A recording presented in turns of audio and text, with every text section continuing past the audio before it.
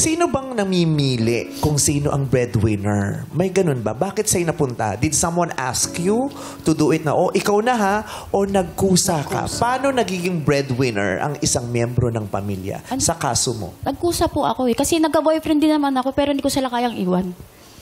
Hindi ko uunahin yung lalaki para sa pamilya ko. Priorities. Minsan talaga na tinitimbang mo kung ano yung mas mahalaga sa ngayon. Choices, di ba? May kanya-kanya silang choices. Yung ating niya, choice niya yun, na iginalang niya na rin naman, di ba? Tapos siya, pero choice niya, karapatan niyang mag-love life, pero hindi ko kayang iwanan ng pamilya. Yeah. So, maraming times na ile-let go mo talaga yung relationship mo for your 2 family. times na po. 2 times. 2 times na iniwan ako ng lalaki kasi dahil sa pamilya ko.